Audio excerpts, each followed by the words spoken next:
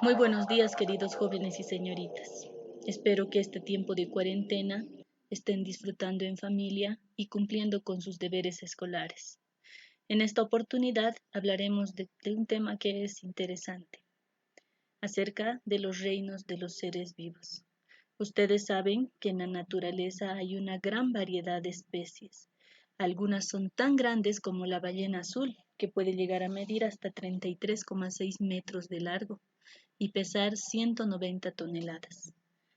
¿Sabían que una tonelada tiene 1000 kilos? Entonces la ballena azul puede llegar a pesar hasta 190.000 kilos. Su nombre en latín significa ratoncito. Este nombre le puso Carlos Linneo, que es un biólogo que se dedicaba a la clasificación de especies, y lo hizo como una broma acerca del tamaño descomunal que tenía la ballena azul. No solo hay animales grandes, también hay plantas muy grandes, entre ellas la flor calavera, conocida como el aro gigante o bunga banggai. Esta flor tiene colores brillantes y se encuentra en lugares húmedos donde la temperatura es cálida. Aparte de haber especies tan grandes, también hay especies tan pequeñitas como la ranita amawensis. Esta ranita mide menos de 1 centímetro de tamaño, exactamente 7,7 milímetros. Pero lo extraño de esta ranita es que puede saltar 30 veces más el tamaño de su cuerpo para escapar de los depredadores. Más pequeña que la ranita, sí, hay seres microscópicos.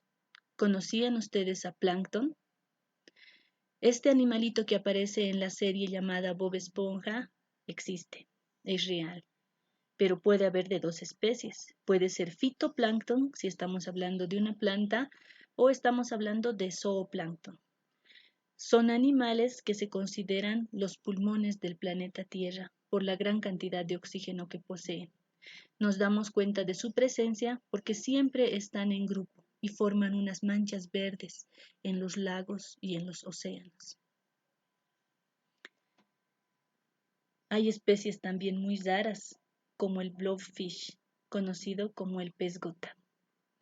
El blobfish es una especie muy rara y se dice que es poco estética, pero se encuentra en la Sociedad Protectora de Animales. Está registrada en esta sociedad. Aunque no sea comestible, esta especie ayuda en el ciclo de vida de las especies del fondo marino. Puede llegar a vivir a 600 y 1200 metros de profundidad. Cuando vemos una fruta, un alimento, algo que tiene moho, pensamos que es una mancha o algo que salió del alimento, pero no es así. Estamos hablando de un ser vivo microscópico, es un hongo microscópico que se forma por la fermentación de alimentos o a veces aparece en lugares donde hay mucha humedad y poca luz. Como ustedes vieron, hay una gran variedad de animales y para poder estudiar a todas estas especies, los animales se dividen en 5 grupos. Estos grupos se llaman reinos. Tenemos al reino monera, al reino protista, reino fungi, llamado también hongo, al reino plantae o reino vegetal y al reino animal. 5 grandes reinos que nos van a permitir estudiar todas las especies de animales. Vamos a iniciar con el reino que es más sencillo, el reino monera. Está formado por seres microscópicos. Entre ellos se pueden encontrar las bacterias. Son animales unicelulares, es decir, formados por una sola célula. Estos seres tienen células procariotas, quiere decir que no tienen un núcleo definido. Pueden tener alimentación autótrofa cuando elaboran su propio alimento o heterótrofa cuando tienen que buscar otros nutrientes, gotitas de agua o sales en el fluido donde habitan. En la imagen podemos ver que las especies de bacterias pueden vivir en colonias, no viven aisladas. Y las especies pueden tener tamaños y colores diferentes, hasta brillantes. El reino Monera se divide en dos grandes grupos. Estos son las bacterias y las cianobacterias. Las bacterias, depende de la forma que tienen, pueden recibir el nombre de cocos, bacilos, espirilos, vibriones, estreptococos, estreptobacilos, espiroquetas, cocobacilos, diplococos, por ejemplo, ¿no? Es de acuerdo a la forma que tiene. Y el grupo de las cianobacterias se conoce también como el grupo de las bacterias o algas verde azuladas. Reciben este nombre porque al combinar el dióxido de carbono de la atmósfera con el agua forman un azúcar que al reaccionar con los rayos del sol va a producir oxígeno en gran cantidad. Entonces, estos son los dos grupos del reino Monera. El siguiente reino es el reino protista. A comparación del reino Monera, estos seres son también unicelulares, pero sus células son eucariotas, quiere decir que tienen un núcleo bien definido. También son microscópicos, aunque algunos pueden ser vistos a simple vista en charcos de agua sucia. Algunas de estas especies presentan flagelos, que es una cola como un látigo que les permite moverse, o pueden presentar cilios o pestañas que vibran para poder trasladarse de un lugar a otro. Existen especies autótrofas que elaboran su propio alimento o heterótrofas que tienen que trasladarse creando falsos pies o moverse a través de los látigos o cilios para alcanzar su alimento. Entre estas especies del reino protista tenemos a los flagelados. Son aquellos que tienen flagelo, como pueden ver una cola. Pueden tener más de una cola, multiflagelados, diflagelados cuando tienen dos flagelos. Entre estas especies están la Yarda lambilia, la Euglena y Trypanosoma cruzi. Dentro del reino protista también están los rizópodos. La especie más característica de los rizópodos es la ameba, que crea falsos pies. Es decir, la ameba no tiene una forma estable, esférica, ovoidal, no, tiene una forma irregular. Y para trasladarse crea falsos pies. Engloba su alimento o engloba gotitas de agua y de esa forma se alimenta.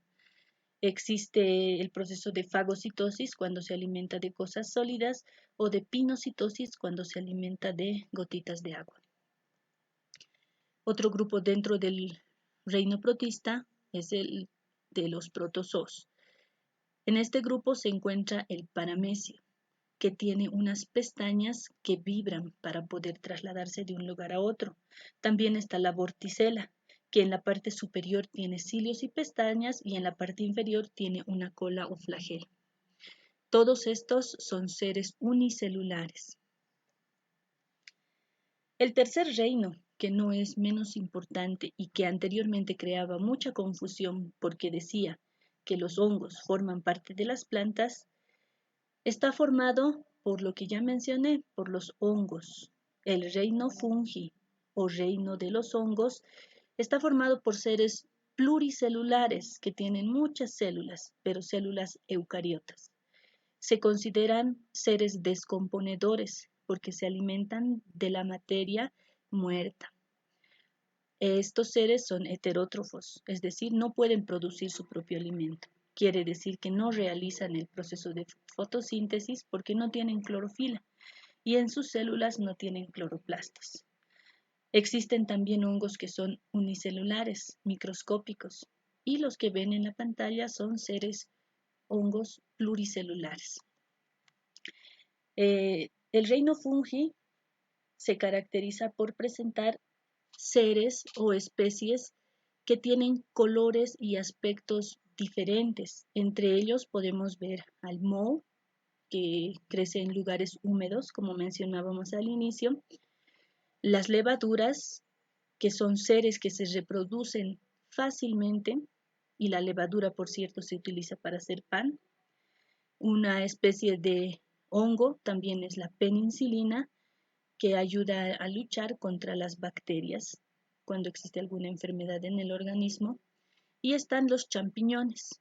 Estos champiñones son alimenticios, ya nos alimentamos, son hongos alimenticios.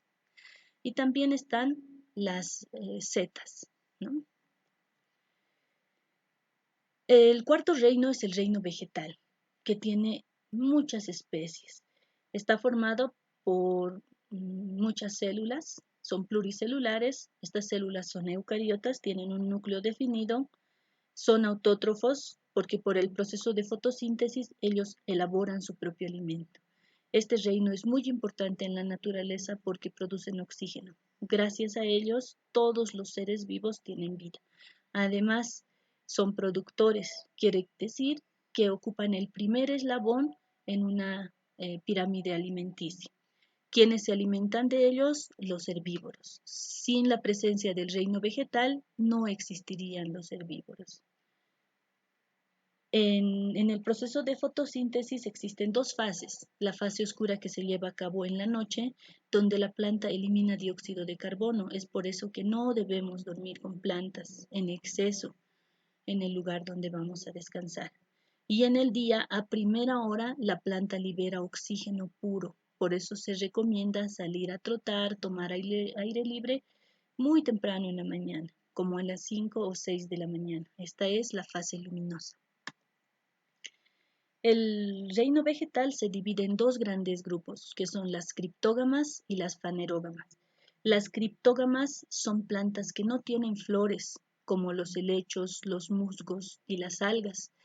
Y las plantas fanerógamas son las que tienen flores y se van a dividir en dos grandes grupos, que son las gimnospermas y las angiospermas. ¿Cuál es la diferencia? Las gimnospermas no tienen un fruto, y las angiospermas sí tienen un fruto, además que estas últimas generalmente presentan flores de colores muy brillantes y vistosos. Vamos a pasar al quinto reino, que es el más amplio de todos, es el reino animal. Este reino está formado por especies que tienen células eucariotas. Son animales que se clasifican en dos grandes grupos. Pueden ser vertebrados e invertebrados. Los vertebrados son aquellos que tienen una columna vertebral y se dividen en aves, peces, anfibios, reptiles y mamíferos, cada uno con características particulares. Dentro del grupo de los invertebrados, aquellos que no poseen una columna vertebral, vamos a encontrar a los artrópodos, que se clasifican en insectos, crustáceos, miriápodos y los arácnidos. Dentro de los invertebrados también están los moluscos, entre ellos los cefalópodos, bivalvos y los gasterópodos. También están los equinodermos y los gusanos. Los equinodermos se caracterizan porque tienen especies de muchos colores. Entre ellas está la estrella de mar, que puede tener diferentes colores y tamaños. En los invertebrados también tenemos a los gusanos, que se clasifican en anélidos, platelmintos y nemátodos. Los anélidos son gusanos que generalmente viven bajo la tierra. Tienen anillos, por eso es que reciben el nombre de anélidos. Los platelmintos son gusanos planos, generalmente son parásitos, como la tenia solitaria. Y los nemátodos son gusanos que tienen forma de un cilindro. En este caso son microscópicos y también son parásitos, que pueden ocasionar algunas enfermedades. Dentro de los invertebrados también están los poríferos, formados por las esponjas marinas, y los celenterios. Los celenterios, a su vez, se clasifican en el grupo de las medusas y los pólipos. Hasta aquí ustedes vieron que existe una gran variedad de animales, pero esta clasificación que realizó Carlos Linneo dentro del estudio de la taxonomía nos permite identificar y clasificar las especies según características similares que tienen. Espero que les haya gustado las imágenes y la presentación. Que tengan un bonito resto de jornada.